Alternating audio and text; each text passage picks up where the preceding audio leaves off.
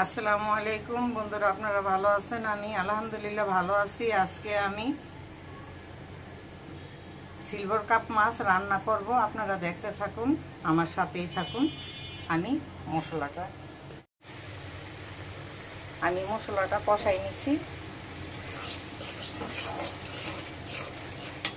আমি আজকে silver cup মাছ রান্না করব পেঁপে, আলু, টমেটো দিয়ে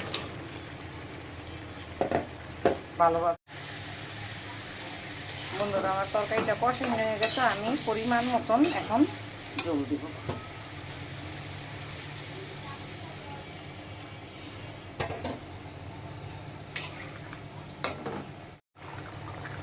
বন্ধুরা, আমার তরকারিটা হয়ে গেছে। আমি ধনিয়া পাতা কুচি ছড়াই দিলাম। আমার তরকারিটা কেমন লাগলো আপনাদের কাছে আপনারা জানাইবেন।